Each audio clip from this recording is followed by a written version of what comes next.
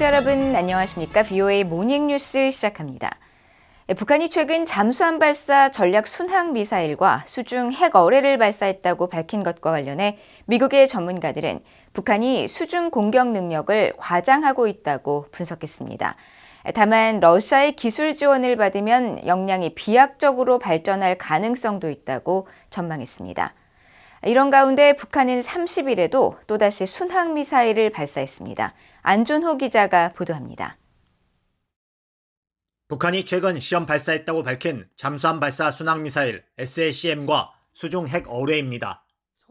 핵 능력을 고도화하고 군사적 긴장감을 높이려는 의도란 분석이 나오는 가운데 미국의 군사 전문가들은 북한의 실제 무기 역량이 과장됐을 가능성이 높다고 진단했습니다. 미국 태평양 사령관을 지낸 해리 해리스 전 주한미국 대사는 29일 북한의 수중 공격 능력과 관련한 BOA의 질문에 북한의 잠수함 역량은 형편없으며 북한의 핵 어뢰나 잠수함 발사 순항미사일 등 수중 공격 능력이 과장된 것이 맞다면서 그러나 그렇다고 무시해도 된다는 뜻은 아니라고 밝혔습니다. 랜드 연구소의 브래들리 마틴 수석 정책연구원 겸 국가안보공급망 연구소장도 북한 당국의 강력한 수중 역량에 대한 주장은 과장됐다고 지적했습니다. But looking at it from a general unclassified view and given the challenges that go with operating an undersea force, I would say that claims of a robust DPRK capability are overstated. 미국 해군의 잠수함장과 주일미군 작전참모, 합동참모본부 작전분석가를 역임한 마틴 소장은 그러면서 북한은 여전히 위험하고 영내 불안정을 초래하는 세력이지만 북한의 해군력은 다른 나라 해군에 큰 위협이 되진 않을 것이라고 말했습니다. 또 북한의 핵 어뢰 공격 능력에 대해선 핵 어뢰는 새로운 기술이 아니지만 실제 운용에 어려움이 따른다면서 핵 어뢰가 아군 해군 부근에서 폭발한다면 문제가 되겠지만 북한이 그런 종류의 능력을 실제로 사용하기엔 아직 멀었다고 진단했습니다. 로버트 피터스 헤리티지 재단 핵 억제 및 미사일 방어 연구원도 북한의 수중 핵 공격 능력은 존재하지 않을 가능성이 높다고 분석했습니다. 핵 어뢰는 매우 작기 때문에 탄도 소형화가 많이 필요한데 북한의 능력으로는 불가능하다는 것입니다. 전문가들은 그러나 현재 북한의 수중 공격 역량은 미미하지만 러시아가 기술 지원을 할 경우 능력이 향상될 수 있다고 우려했습니다. 랜드 연구소의 브루스 베넷 선임 연구원은 북한이 러시아의 도움을 받으면 핵 공격 능력을 개선할 수 있을 것이라면서 다만 자체 핵 추진 잠수함은 러시아의 지원을 받더라도 20년 안에 건조하긴 힘들 것으로 내다봤습니다. 이런 가운데 북한은 30일 한반도 서해상으로 또다시 순항미사일을 발사했습니다. 한국합동참모본부는 30일 오전 7시쯤 북한 측이 서해상으로 발사한 미상의 순항미사일 수발을 포착했으며 경계를 강화한 가운데 미얀 정부 당국이 정밀 분석 중에 있다고 밝혔습니다. 북한의 이번 순항미사일 발사는 지난 28일에 이어 이틀 만이고 지난 24일 이후 일주일 동안 세 번째 발사입니다.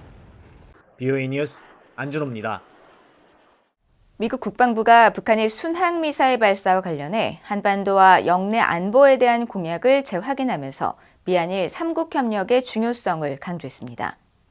미국 국방부 대변인은 29일 북한의 지난 28일 순항 미사일 발사와 관련한 VOA의 관련 논평 요청에 우리는 이런 동향들을 감시하고 있다면서 우리는 북한의 군사 프로그램이 야기하는 위협과 한국과 일본에 대한 우리의 방위 공약, 그리고 영내 평화와 안정을 수호하기 위한 우리의 공약에 대해 매우 분명히 밝혀왔다고 밝혔습니다. 이어 우리는 북한의 위협에 대응하기 위해 한일 양국 정부와 계속 협력할 것이라며 기존 입장을 재확인했습니다. 국방부 대변인은 또 불안정을 초래하는 북한의 행동과 수사가 나오는 가운데 미국과 일본, 한국 간의 유례없는 3국 협력은 영내 안보에 직접적으로 기여하고 있다고 밝히고, 그러나 미국은 북한에 대해 적대적인 의도를 품고 있지 않으며 외교와 대화의 문은 여전히 열려 있다고 강조했습니다.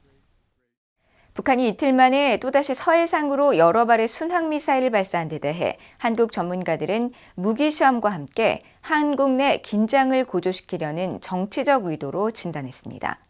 한국통일연구원의 조한범 선임연구위원은 30일 VOA에 북한이 지난 24일과 28일, 30일 세 차례 순항미사일을 발사한 것은 플랫폼의 다양화 목적이 있으며 순항미사일이 유엔 안보리 대북 제재 대상이 아니라는 점을 활용해 도발 수위를 조절하면서 한국 내 여론을 분열시키려는 의도가 있다고 분석했습니다.